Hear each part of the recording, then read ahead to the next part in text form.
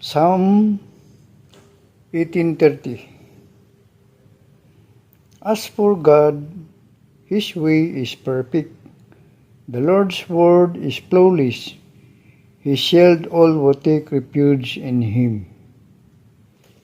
So, muna words ni David nga ang Diyos perfecto yun siya. Ano siya?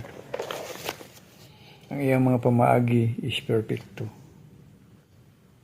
Hapsay, flawless. Hamlay lang ba? Kanang kung ang Ginoo may mo buhat sa imuhang work, wala struggle na on time po siya. On time po siya. Kaning na sigutan na ko na ko ni kay nag-impress ang Ginoo sa ko gahapon na ako'y mga ang ginapangayo sa una nga hantod karon wala pa mo abot ana ba. So naistoryahan na mo niya nag-uban mi sa akong ang friend na ang resulta sa akong friend nga ang Ginoo dili mo sa dili. Sa to ang perspective ang Ginoo ang Diyos mismo. Gusto ta kung naatay pangayo, naadayon ba? Pero kanang atong ginapangayo, nagtuota nga wala to baga o dili to bagon sa Ginoo. Pero kanang atong gipangayo in His time is perfect. Although delay sa imuhang panahon, pero sa iyang time, seconds lang na. Pagpangayo nimo, seconds na siya. Na muna yung all things work together for good to those who love God. So muna gikinahanglan kang gi-remind po ka sa Ginoo nga dili kaangay magsulti nga kang dugaya na atulod ano mo dugay naman ito na kung gipangayo wa pa man ko ni maghihatag ano ba. Pero ang gi-remind sa Ginoo sa ko perfect ang akong ways. Perfect akong ways. Buro po itong gi-story na basa na ako nga kuan sa King. Perfect ang ways sa Ginoo. Kaya siya man ang naghimo nining kalibutan. So, maaring sa imong nuna nga delay, dugay, pero ang iyahang time, dili gina-delay. Na yung mga time nga gipangayo nimo sa imong nuna nga nung nadugay na minsan though it will tarry but it will come. Moabot gyapon na mo. Manawa ko narawalan og pag-asa na ako'y gipangayo sa Ginoo ba nga part yun sa akong life, part ni sa akong journey. May during the time nga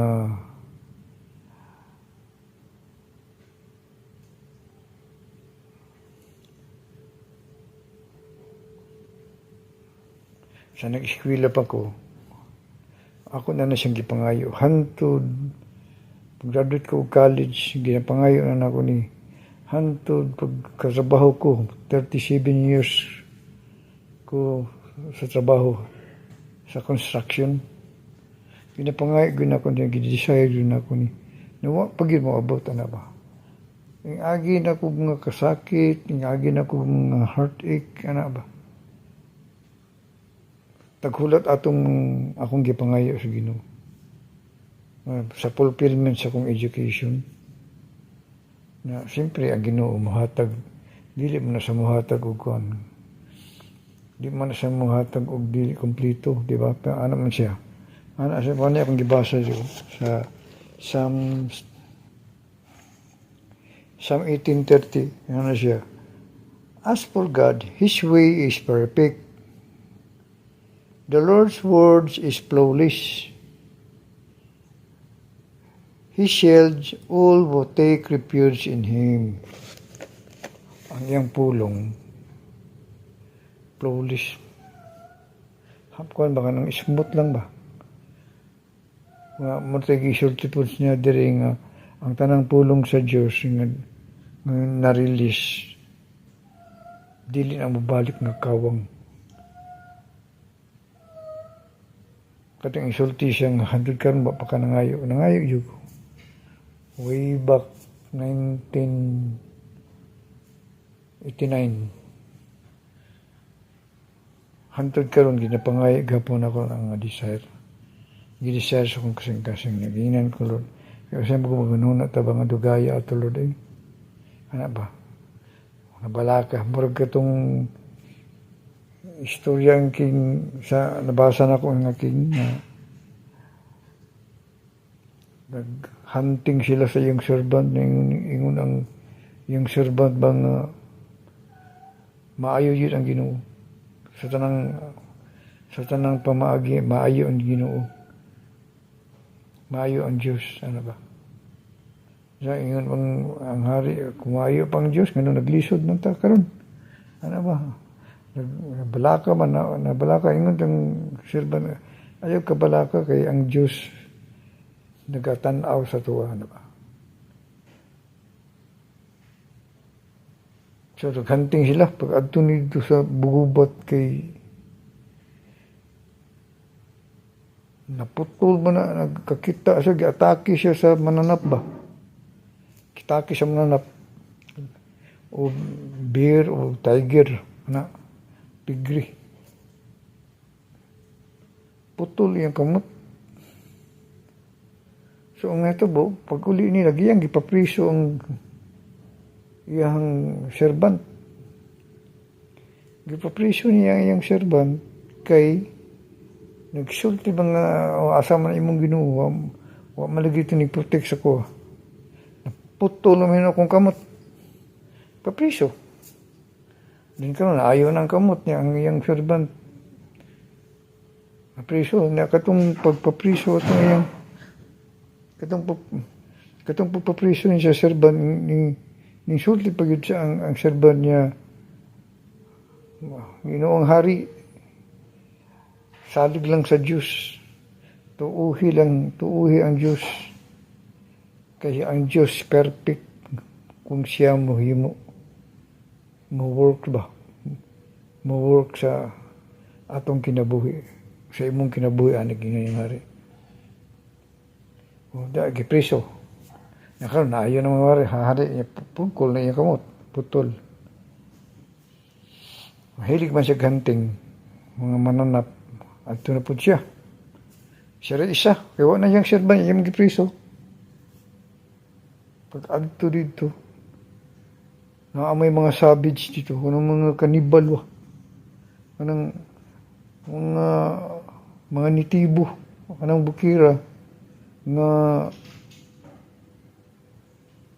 mga salbahe unya ang ilahang kuan ilang mga pagtuo kanang anito ba kanang mga halad-halad so gihalad dakop ang hari pagdakop sa hari gihalad siya dito sa altar sa mga anito paduguan ano ba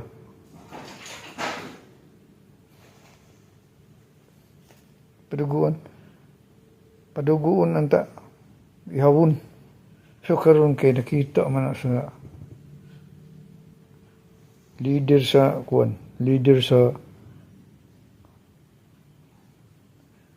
mga nitibo o mga savage ba mga kanibal uy di ni pwede ihalad kay dili man ni siya kumpleto kay naputol man ang kamot naputol patong pag-atake sa mananap sa iya so gibuhian so nagpasalamat siya sa Ginoo pasalamat siya sa Diyos yung siyang sakto gid itong gisulti sa kwan sa ako ang servant nga akong gipapriso sakto gid ito nga ang Ginoo perfect gid siya sa iyang mga pamaagi ang iyang pulong mahitabo gid ang iyang mga saad mahitabo gid iya jud kong gilabanan kay kung wala pa to ang Ginoo wala pa tong servant nagsulti sa ko nag-share sa ko kung unsa ka maayo ang Ginoo. Wala na to ko karon. So na ay rason ang tanan sa akong kinabuhi nga nangari ba. Na di rason nganong naputol ang akong kamot. Ito mo kana ding hitabo ang paghanting nako maluwas kay ko ato, ginaluwas ko sa Ginoo. Kaya sa unang panahon lang ko guys, pagkaputol niya, gibasol niya ang Ginoo. Ginan niya ang Ginoo, sa man ang Ginoo nimo nga yung ka maayo na imong Ginoo. Yung ka maayo na ang imong Dios, ana ba? Nang ano nga putol man akong kamot. Mo tinagkos nga gipapriso niya. Gipapriso niya yung servant. Pero ang servant faithful ba? Ngayon siya nga Ginoong hari. Ayaw jud kawari kay ngayon ang Ginoo lahi ang iyang ways. Higher ang iyang ways kaysa tuwa. So nato uli ang hari. Wala gipatay sa mga savage. Mga kanibal. Buhian niyang kon. Gibuhian niyang ang iyang servant. Sa istorya sila. Naingon bagyo siya maayo ang imong Ginoo. Pero tingala lang ko.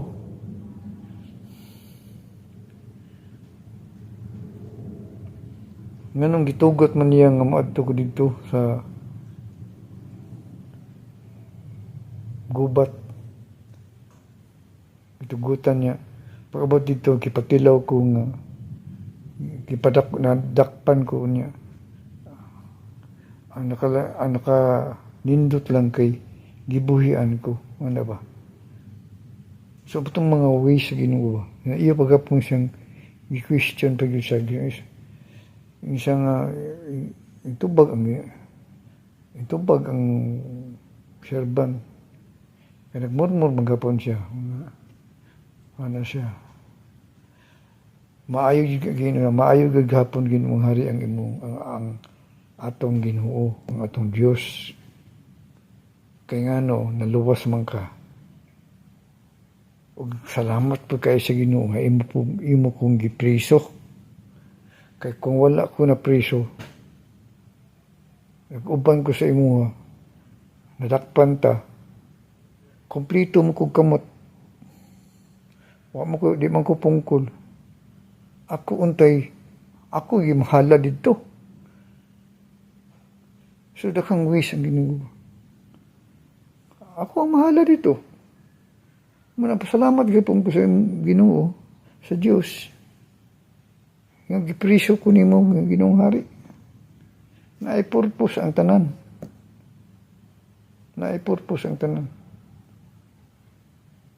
So mo to ang habi ito na Diyos sa Ginoo.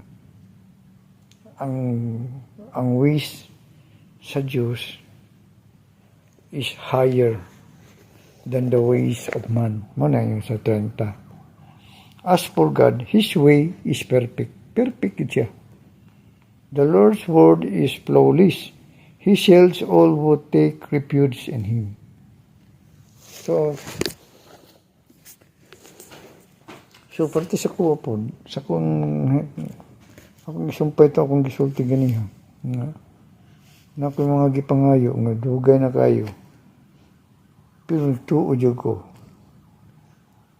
nga ihatag na sa Ginoo ang akong gitinguha. Ngabot na gud kay graduate mo ko. Graduate ko civil engineering 38. Graduate ko in civil engineering 9 October 88. Pagka 89, dito na ako nag-desire. Nga, Lord, kinahanglan yun ako, Lord. Pero hantod karon purasa, wala pa yun yun nahatag. Pero, ang Diyos is perfect. Nganong wala to niya gihatag. Naa siya'y purpose. Naa siya'y wish. Abat sa ko ang life. Kaya siya mo ko, nang mga panahon ko nga, grabe, grabe sila.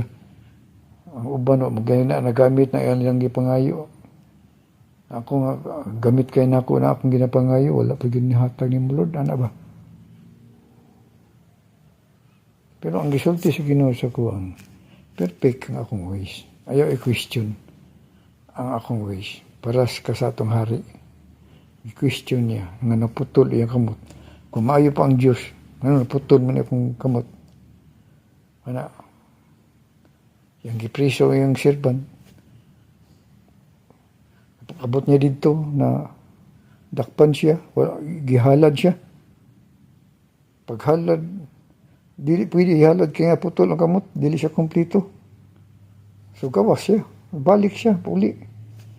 Niing po serban, so salamat po ko sa Ginoo Ginoong Hari. Kayo, kung wala ko nimo gipriso, uban ko nimo ako to'y gisugbal dito sa kalayo, sa halad nila. O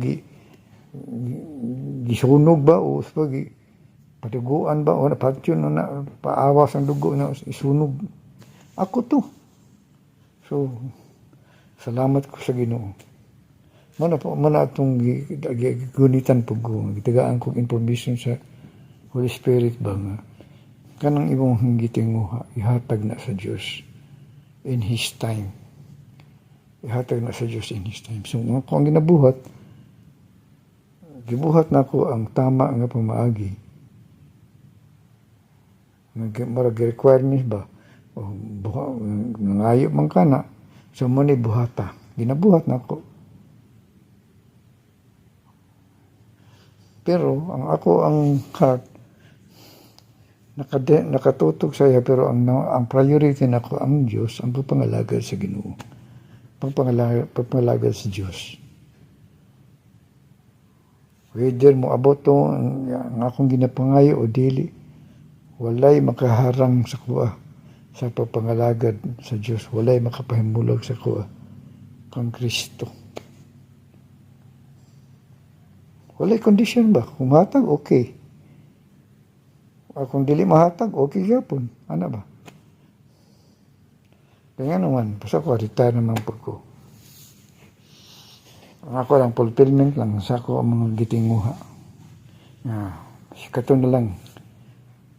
Although, kumplito naman ko sa Ginoo na naman ang bilang espiritu na sa kuha. Si Kristo nagpuyo naman sa kuha. Pero nalang ko pangayo nga wala pa na Diyod maabot. O tuuhan ako na maabot na. Muna siya nga. Ang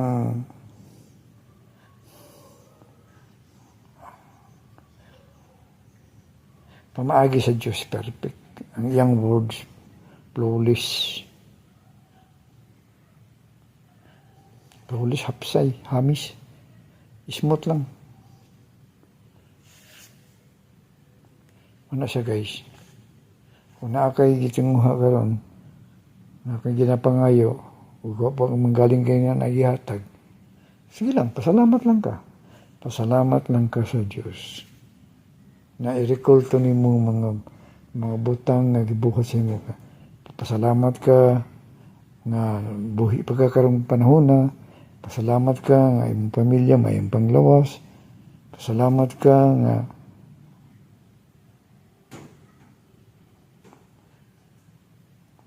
kumplito imong pamilya. Pasalamat ka nga baskog imong anak. Ang baskog ang asawa. Pasalamat pa ka nga tagaan pataghangin. Pasalamat ta nga makakaon pa ta, makapray pa ta, makakanta pa ta. Muna ang pasalamatan nato sa Ginoo. Pasalamat ta nga makapangalagad pa ta sa iya. Muna guys. Kung ikaw nga dugay na po yung gipangayo nimo ng tanan, na kay mga gipangtinguha nga wala pa maabot, tuuhi nga maabot na siya. Kaya ang Ginoo dili na siya mo sulti o dili tinuod. Ang iyang pulong dili na mabalik nga kawang lang. Pag-ingon siya nga, katong karon pa nangayo. Nangayo na ko, Lord, nangayo na atong miagi. Pero seconds na sa kuha, many years pa. Siguro mga 37 years or 38 years na. Pero sa pagtubag sa Ginoo, seconds na. Kaya nga lahi man ang time sa Diyos o sa Ginoo. Lahi man ang time. Kaysa ato ang time. Mga guys, God bless.